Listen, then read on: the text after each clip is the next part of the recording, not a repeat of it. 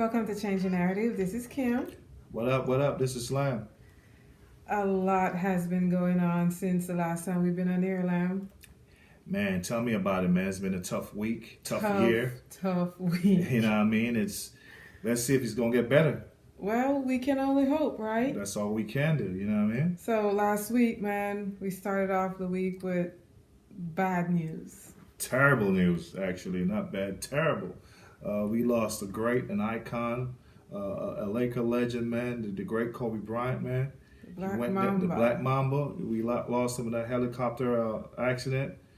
We lost 8 others, including his daughter. You know what I mean? And two other kids too, man. Kids, man. Teenagers that were on that team. Out of all, I mean, you know, it's sad to lose Kobe, but to lose kids, man, it just tears my heart. You know what I mean? And you can tell those little girls had a bright future ahead of them, man, and for them, their life to be cut short like that. Sad. Put things in perspective. Like for real. Me, you know what I mean? So let me know that, hey, tomorrow's not really promised, and I really got to get, you know, what I got to get done in this life, man, because, man, it can be over at any time. Yeah, I mean, man, the impact of losing Kobe, like, I felt it immediately, and the world had the same exact reaction. And it's so funny because it's not like a feeling. I mean, everybody grieve when you lose someone, but to grieve Kobe without even knowing him felt a little weird. But man, you think you don't know, you do know him. It's been rough. You know, this man been playing basketball professionally since he was 17. He's been a professional more time in his life than any time else. Yeah, he's been on our TV, been on our screens for well over 20 years. 20 years, man. You know what I mean? He has inspired a whole generation. That's right. Like I said, he's this generation's Michael Jordan. Believe it or not. For you know what I mean? So this is one of the greats, man. And for him to go out like that, man, it just, again, it put things in perspective about life, man. And we got to appreciate our loved ones and appreciate the people that means most to us, man. And you don't take things for granted. You know what I mean? Do you have any Kobe memory? Yeah, my greatest Kobe memory was, I've seen him a couple times, you know, around LA. I grew up in LA. Yeah. But you always remember the first time you actually meet somebody. And my first time seeing Kobe play was at the Forum, believe it or not. It's way back. Way back. This is like 96, 97. Yeah. He was a rookie. Yeah. And, straight out of high school. Yeah, straight out of high school. Mm-hmm. And at that time, he was playing against KG, Kevin Garnett. Yeah, at the Minnesota Timberwolves at the time, man. And I can remember just being fascinated to watch these two high school kids out there just putting that work. I mean, giving people that work. And he wasn't all that good at the time. Yeah. Back you then, could see that potential. I could see the potential. Then, and back then, my guy was Eddie Jones and Nick Van Exel with the Lakers. So I used to love Eddie Jones. I'm a big Eddie Jones fan. So I ain't gonna front. I wasn't really a Kobe Bryant fan when he first got in the league. A couple of years after that, I was heavy on Kobe. You know what I mean? Yeah, I mean, my family were big Laker fans. You know, so we grew most Belizeans are though. Yeah, we grew up watching Kobe, man. Most Belizeans are. News like this, just like you said, really put things into perspective. Oh yeah, you can't take no one or nothing for granted. Your time, man. You know? I mean, like I said, man, the most important things in life is your time and your happiness. That's right. And until people understand that you can't put a price on those two things. That's right. And those things are, you know, to me means the most. It's not money and all the other stuff that people tend to cherish, man. Well, he cannot buy time and happiness to me, man. That's right. To me, those two things means the most. And as soon as that happened, like I said, I try to reach out to much of my homies and let them know, man, like, keep it moving, man, and stay positive, you know. Yeah. All right, so that's how we started last week. The week didn't get much better. Nah. We had a whole lot of other things going on. We have the coronavirus. Man, a lot of things going on around the world, period. You know what I mean? Around the world, period. You got the coronavirus that went from 300 cases to now 20,000 cases, about 300 deaths. Straight and there's no end. It's a health crisis. Yeah. And you already know the Chinese have no answers for it. They don't care about this stuff. You know what I mean? And people got to understand we're so connected now that a crisis like that can hit us at any place, and a lot of us don't have the resources to deal with no epidemic like that. You know what I'm saying? All right, so there's that. There's the whole impeachment trial going on here in the U.S. Yeah, that's impacting the world as well. That's impacting the world, and it just shows where we at and how far we came. I mean, these people talking about their patriots and all this stuff, man. But basically, they're telling you now he's guilty. but because there's election, we can uphold the Constitution, which is a joke. You know what I mean? And it's just heartbreaking. And don't worry, we will take care of that situation come November. Because again, we will do our best to try to remedy the situation. Right. But one of the other things that happened too in the world that people don't talk about much is Brexit. Britain, that actually happened. That actually happened too. The separation happened. Happened. Britain is no longer part of the EU. Part of the EU. Oh, wow. I didn't even remember that, but you're right. That happened too. Actually, you know what I'm saying? Happened. There's a lot of stuff going on worldwide that can impact, especially a small country like Belize. You know what I mean? Because again, we are relying on places like Britain for protection and so on and so forth, but these places have a lot of stuff going on right now. A lot of problems, man. A lot of problems. Yeah, so there's that. Well, at least we had some highlight on Sunday. Shakira and J-Lo tore up the halftime for the Super Bowl. What did you think about the performance? So you talk about the game, you're just going straight to the performance?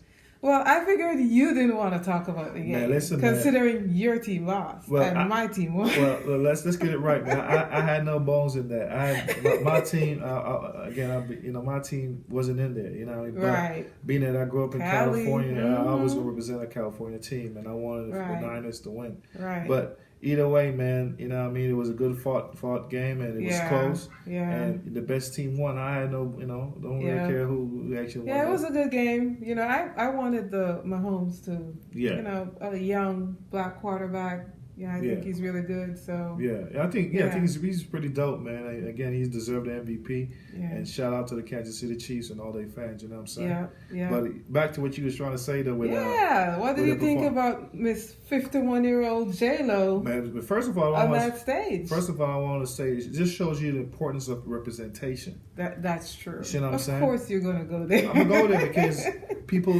tend to overlook down that and overlook. Yeah. The importance is have representation of everybody. That's right. You know what I'm saying? And that night was just a highlight of what Latin America has to offer to the world.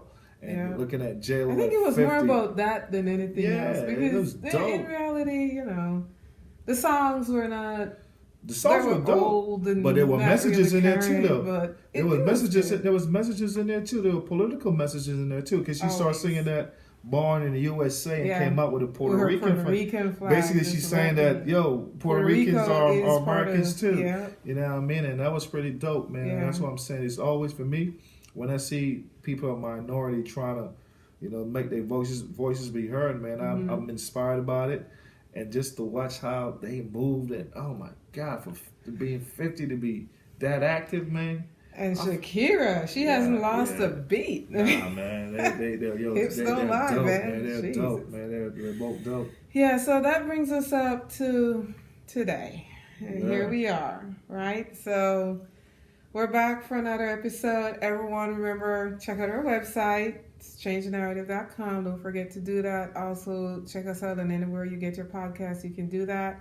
But now I want us to go ahead and jump into a little bit about what's happening in Belize. And let's talk about the topic we want to kind of focus on a little bit, because it's been trending in Belize and there's been a lot of opinions and all over the place regarding this. But let's talk a little bit about this campaign finance situation with John Saldivar that's happening. Let's be honest. Before we even talk about John Saldivar, man, there was a situation that, to me, that's even worse than John Saldivar's situation. The money situation. We, as Change the Narrative, again, we are just an independent voice. We are not politically affiliated. But I got questions. I got a couple of people that asked me about Belize. People that listen to the show, they heard us talk about the politics and corruption and so on. Right. And they were just curious as to what kind of political system we have, and is it anything similar to what we have here in the States, and so on and so forth. So I just want to, because we cannot assume people know. That's true. We can't assume Belizeans know. Yeah. So I just want to take just some couple minutes just to explain the type of government that we run in Belize, and how, and the structure and how it works, because again, people are curious and people are interested in Belize just based on hearing the show. So to start out with, to my American friends and so forth. I mean, we are Americans too, but our American friends, Belize is a democratic country, but beyond a democratic country, we are a republic, which is same as the United States. Right. So people might ask, so what is a republic? And what is the difference with a republic and a democratic, or just in democracy? You want to stay away from democracies? Because democracies is basically means the mob rule. And that's how autocrats come into power, because of democracy. What we have in Belize is a republic. And that simply means that we have a constitution governed by law. That's right. You know what I mean? And we have the three main branches of government: an executive, legislative, and judiciary. You know what I mean? So, and we do follow that pattern. The difference, however, the style of government is different. We are on a unitary system, while here in the States we're on a federal system. Okay, you want to explain that a little bit? The difference between a unitary system and a federal system is, unitary system just basically means where it's just where the power lies. Okay. So within a unitary system, 90% of the power lies with the government itself. The prime minister and his cabinet. That's what 90%. Sounds about right. And the 10% lies among the city council and the mayors and different cities. So they have about 10% of the power, while 90% of, or most of the decisions and powers lie with the party in power, which is at this time in our country is the UDP, right? The red shirts. All right. In regards to the federal system, it's 50-50 divide. So the states, each state carry about 50% of the power, and the federal government carry the 50 half. So that's the reason why when we have elections here, even though it's a national election, each states come up with their own rules. Each states have different caucuses and different ways of electing their government. They have times when they want to shut off voting times and so on and so forth. Right. That's the power of the states. Got it. Unfortunately, we don't have that. We don't have that. So for me personally, if I had a choice, I would choose the federal system. And I love how the system here in the United States is set up. Okay. And I think it doesn't get any better than this. You know what I mean? So is that because of checks and balance? Because of the checks and balances, and because it's a federal system. You know what I mean? Okay. So within the unitary system, however, go back to Belize, within the unitary system, because we were our slave masters to keep it real, were the British. We're still under the Commonwealth. We inherited the parliamentary system. And within the parliamentary system, unlike the United States and our federal system, the parliamentary system has a governor general and an elected prime minister who's the head of the government. The difference with a governor general and a prime minister is the governor general is the head of state. Right. He's the head of state, even though he answers to the queen. He answers to the queen still. And the prime minister is the head of affairs within the country. That's that country. Right.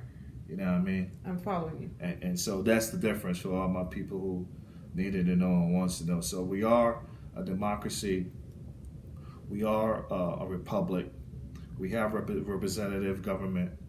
You know what I mean? And we have our three branches of government. We have a constitution as well. So it's a little bit different, but we're all the same. Right. You know what I mean?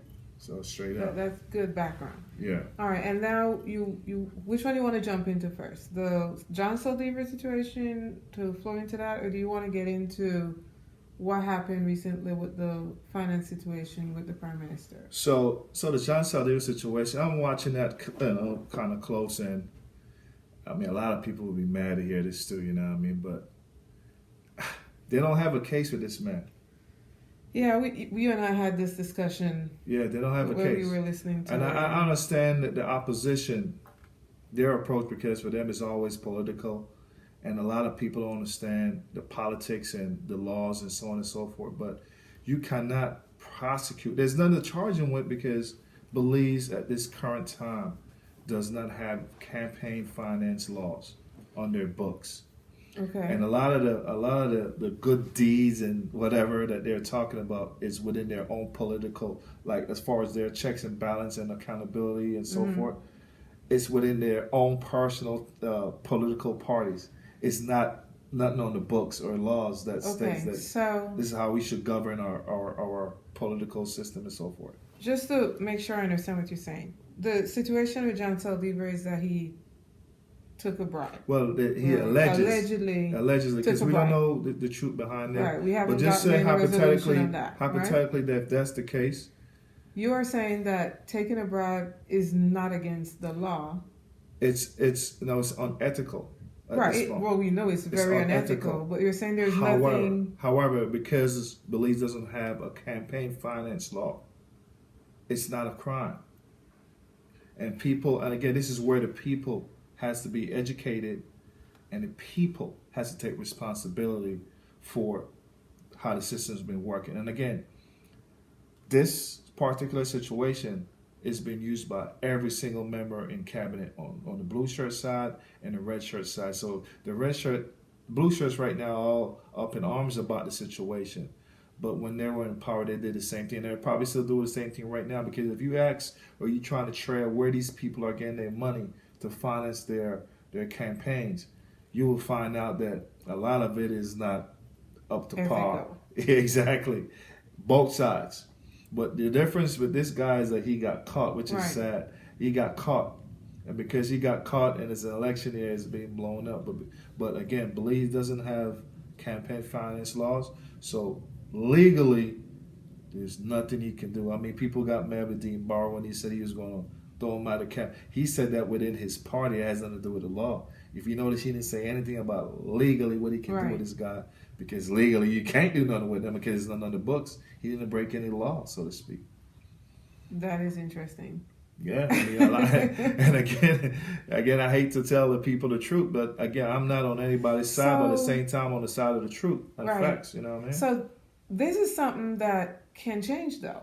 They can change if they want to. Both parties got, and I came up with 10 ways of how to change it and what they need to do in regards to campaign finance to stop stuff like this from happening. Okay. And we'll get into that a little bit, down the show. Okay. But in regards to what Dean Barr did, however, that is illegal.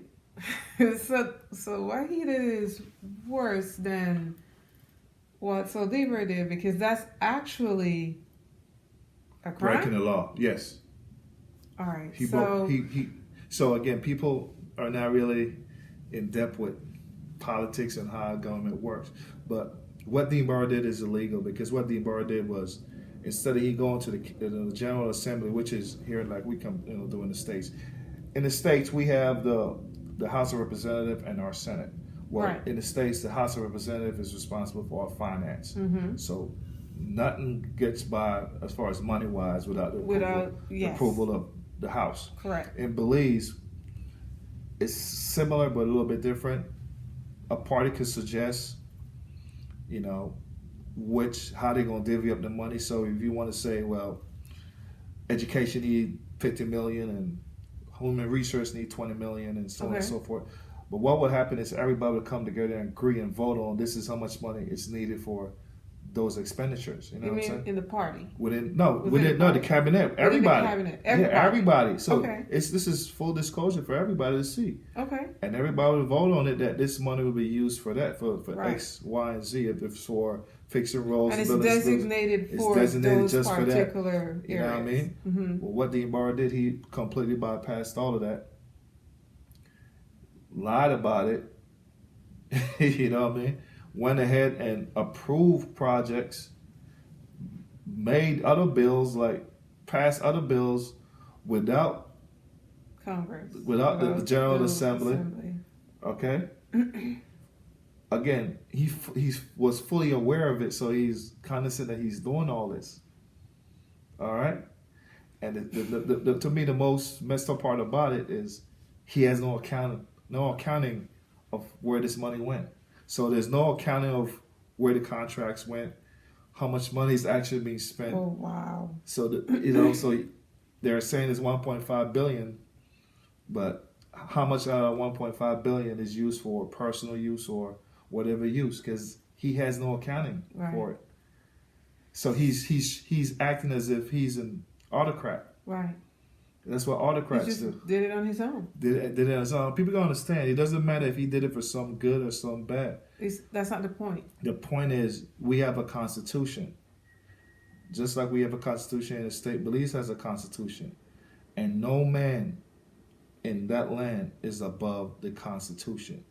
And whenever any one of us think we can negotiate or try to water down the constitution, we no longer have a republic or a democracy. We are then going into what is known as an autocrat. He's an autocrat. So what you're saying is that's one of the reasons why this is so bad, because you can't open up that type of those floodgates per se. Listen, man, the judge ruled what he did was, you hear what I said? Unconstitutional. Right. But the same judge also said, hey, you can fix this by retroactively back and change your law or some crap. Because the way it's set up is who's going to arrest him? So the judge is trying to throw him a curveball, a softball there for him to go back. Throw him a bone. Yeah, a bone. Yeah, just trying to fix the situation retroactively. But at the end of the day, he still violated the law. And he, believe it or not, he was the one that amended the law to put teeth to it, saying that if you do the same very thing that he did, whereas bypassing the General Assembly and spending money without full approval, he's the one that implemented the rule that state that you will be charged by the law. He did that in 2010. And he turned around and violated his own rules. And that's what I'm trying to tell you. And because he put teeth on the amendment, it's a crime. Right. So where do we go from here? Nothing's going to be done because he can retroactively like I said, here in the States, if he was here in the States, he'd be arrested. He'll be impeached. I mean, he probably won't be arrested, but he'll be impeached. He'll be kicked out of office.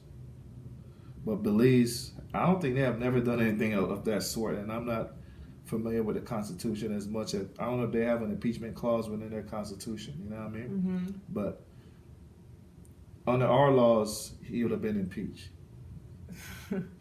You know what I mean? Like straight up. Oh boy. You know what I'm saying? And he did. And again, this is the same stuff Sai Musa did too, back when he was. You know what I mean? He was in power. So. This is why I'm saying, like, we are desperate as Belizeans, because at the end of the day, we are not politically affiliated with any of these guys.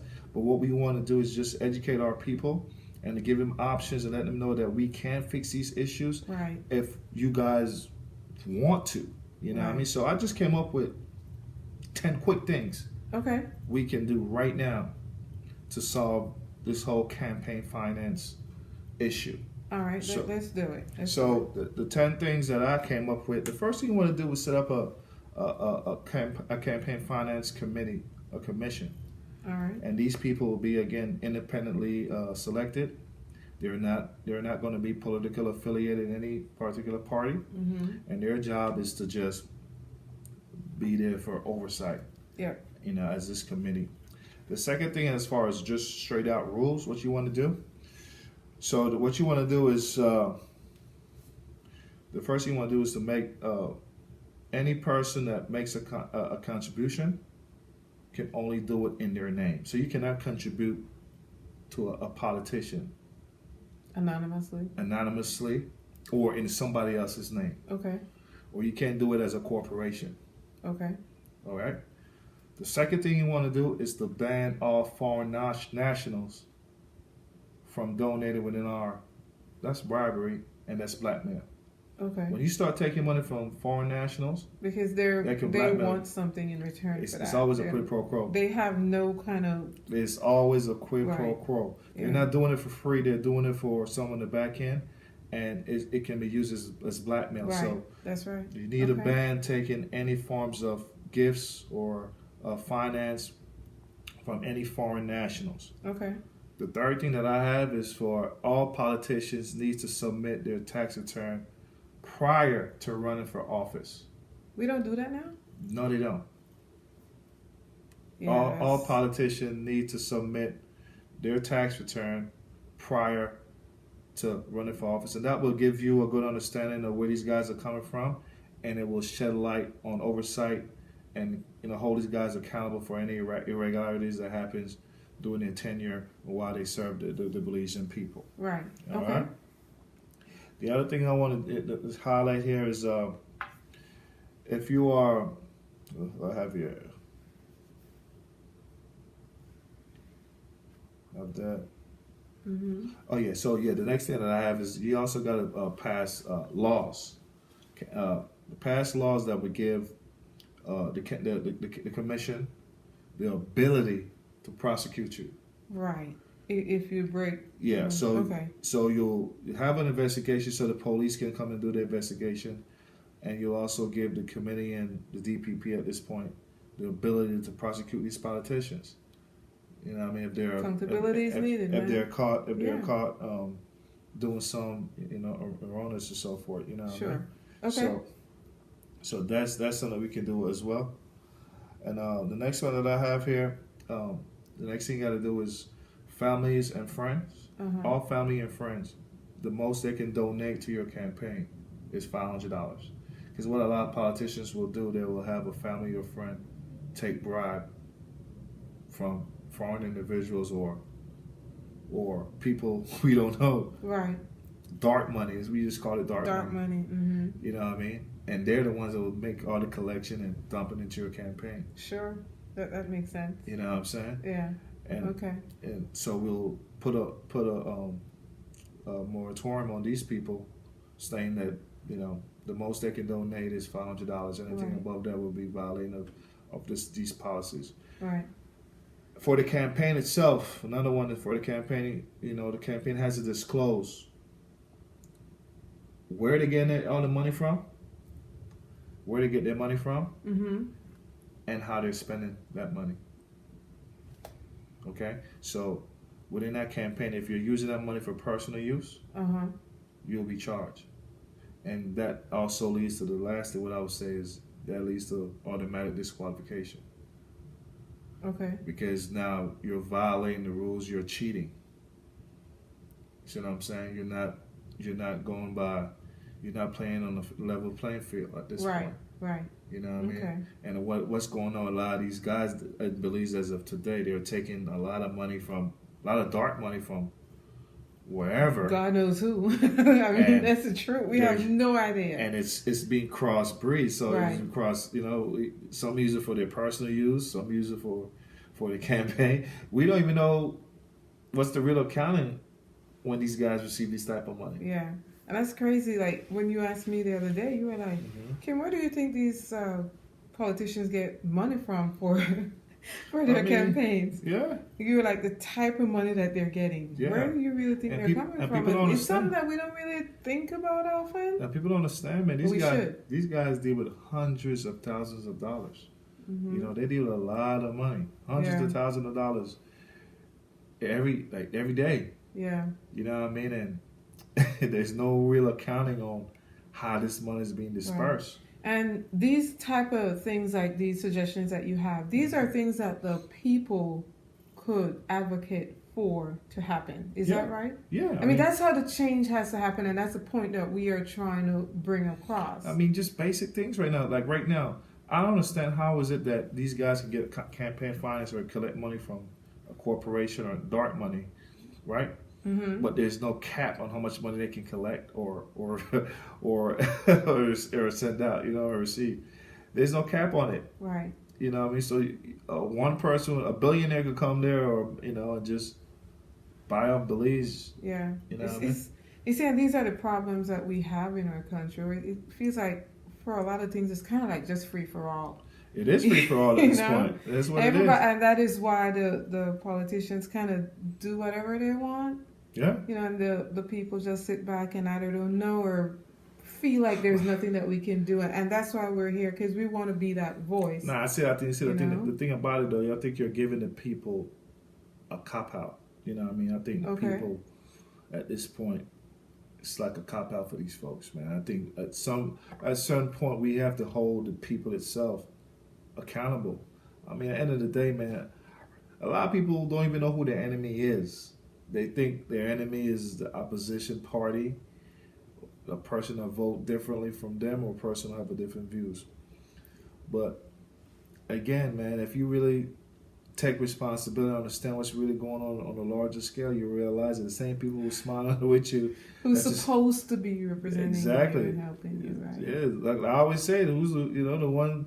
Who's your enemy really? The one's dying or the one's killing you? Because if you can't tell the difference, then you have a problem. And I think that is the issue here. A lot of people are smiley and being too passive when it comes to situations that's going to benefit the country. Right. When indeed the mere fact that we've been talking about this comes to show you that we've been operating in a laissez-faire manner. Right. And both parties been operating like this for a very long time. For a long time, yeah. You know what I'm saying? All right, man. I think we just have to remember there's strength in numbers and we can make the difference. I hope so. We just gave you some ways that we can make that difference. For anybody who's listening, let's spread the word. Let's do something about what is happening. Because we're at that point now where we have to start doing, or we're going to just keep on going down the same path that we're going, and it's not leading to a good place. No, it's at not. all. It's not. And again, we need to fight for campaign finance laws if you want to change the situation. I just laid out 10 reasons. I will put it on the website as well. Mm-hmm. If you're interested in just seeing what you can do or don't know how it works. And once these rules and regulations are in place, it will stop a lot of the nonsense that's going on right now, and it will start to hold these politicians accountable for their actions that they've been getting away with for the last 30 years. That's right. All right. Well, Lamb, this is our time. Oh, yeah. We do it our way. For sure. All right. Let's hope the week gets better. Let's hope the year gets better. For sure.